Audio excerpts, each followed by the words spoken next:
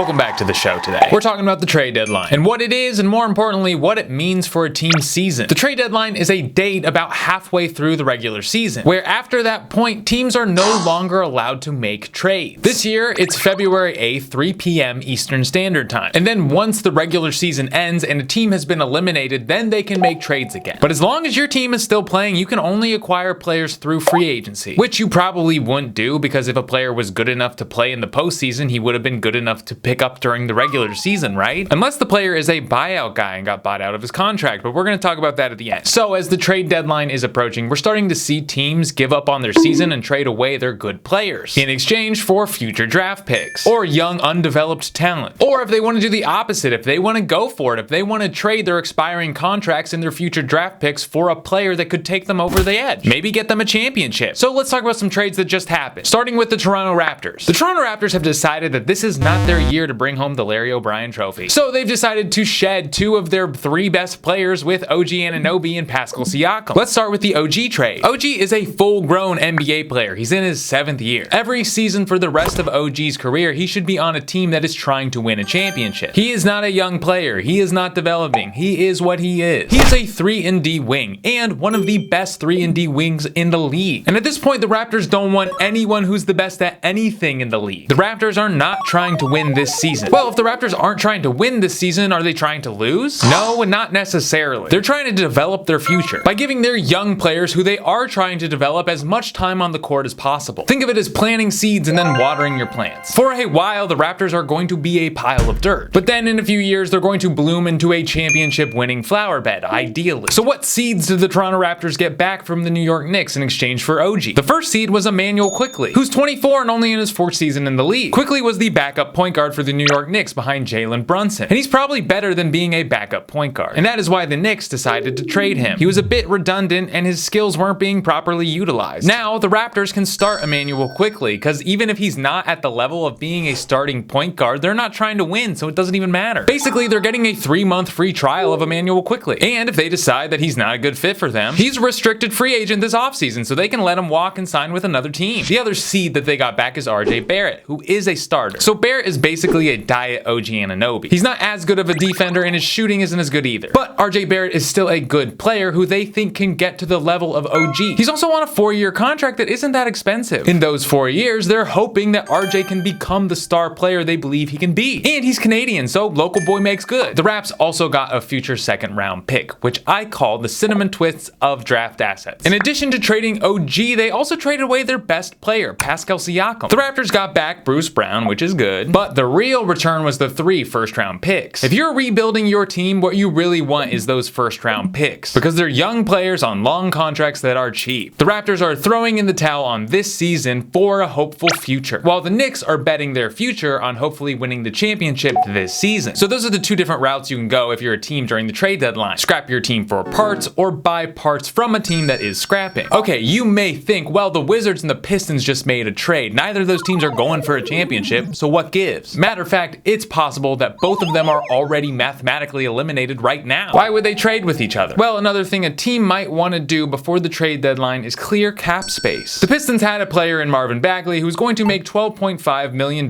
next year. They did not want to pay him that money, and they wanted to clear up some cap space so they could sign a free agent next season. I don't know what free agent is going to sign with the Detroit Pistons next offseason though, but nevertheless, that was the move that the Pistons made. Now, the other abysmal team that received the Marvin Bagley contract was the Washington Wizards. Well, if the Pistons were interested in Bagley, why would the Wizards be? The answer is they weren't. They took on the contract so that they would get 2 2nd-round picks back from the Pistons. I guess the Wizards really like cinnamon twists. Actually, a better metaphor for 2nd-round picks would be lottery scratchers. Usually they wind up going in the trash or getting cut, but sometimes they do have a little bit of value, maybe like a Malcolm Brogdon, or maybe they hit the real jackpot with a Nikola Jokic. Both guys were 2nd-round picks, which is what the Wizards are hoping for in exchange for having to pay Marvin Bagley $12.5 million next season. So not only is the trade deadline a time where teams can decide if they want to go for a championship or rebuild, it's also a time for teams who are going to rebuild to decide how they want to do it, like the Wizards, who are planning to rebuild through the draft, or the Pistons, who are planning to rebuild through free agency. If I'm being honest, I don't think either of those are going to work for either team. But what if a player on one of these rebuilding teams doesn't get traded before the deadline? Or what if in a series of trades a veteran player ends up on on a team that's rebuilding. The rebuilding team will have no interest in playing the guy. That player's talent is going to go wasted because the team's going to play their young players who they're trying to develop. So when a tragedy like this happens, the saving grace for the player is a contract buyout. That's when the rebuilding team says, hey, we aren't going to play you. You also don't want to be here because you're trying to win and we're not. You want to win a championship, right? The team would then make up a number so that the player could buy out his contract with a lump sum of money. The team would get the money and then they would immediately cut him, making him a free agent to sign anywhere that he wants. Usually the player will say, sure, I've already made a lot of money. I'm willing to give up a little bit of cash in exchange for my freedom. We saw this with Pat Bev and Russ last year. The Lakers traded both players away. Pat Bev ended up on the Magic and Russ ended up on the Jazz. Both of those players gave up a little bit of cash, bought their way out of their contracts, and cut ties. They both ended up on teams that were contending for a championship. Pat Bev with the Bulls, they thought they were going for a championship, and Russ with the Clippers. While these buyout players can feel like used toys being discarded from their former teams, sometimes you find good stuff in the bargain bin of a store. Buyout guys can make real contributions to a playoff team. For instance, Kevin Love and Cody Zeller were signed by the Heat last year. They were both buyout guys. Both of those guys played the entire playoffs, and Kevin Love started during the finals. So let's talk about a couple players who I think are going to be moved before this deadline, but hopefully they're not traded before this video comes out. The first one would be Bojan Bogdanovic. Bojan is wasting away at the Pistons. He's putting up 20 points a game and shooting 40% from the three-point line on a team who is taking L's like it's their religion. A team that would be really wise to put together a package for him would be the Orlando Magic. The Magic are a good team, but they are struggling from the three-point line. They're ranked last in the NBA in three-point percentage. Whatever draft capital they have would be best used by acquiring a player like Bojan, because just having a player that can drill open threes will open up the floor for a guy like Jonathan Isaac or Paolo Banchero to get easy field goals. The next player who isn't getting a lot of attention is Andre Drummond. This guy is a great backup center, and he's killing it right now. He's playing 16 minutes a game, but he's getting crazy numbers. The Bulls are probably going to end up punting on this season. So a team that needs some size or a backup center should give up a couple second-round picks or maybe a young prospect for Andre Drummond. Dude's still kind of the king of rebounds. I'm thinking a team like the Sacramento Kings. They have a good center, but he's a little small to be a proper rim protector. Or maybe OKC, who really don't have an answer for center when Chet's on the bench. The trade deadline is a very exciting time in the league because there's like 30 trades that usually happen, and a lot of them are unexpected. Like last year, Kevin Durant got traded right at the buzzer of the trade deadline. The season before that, Harden got traded to the Sixers from the Nets, and that kind of changed the whole dynamic of the East. I'm sure this trade deadline will be no exception. Some trade is going to happen that no one's expecting, and we're all going to talk about it. All right, thanks for being here. Like or dislike the video. Let me know if there was an aspect of the deadline that I totally missed. I will reply, and I will say, I'm sorry.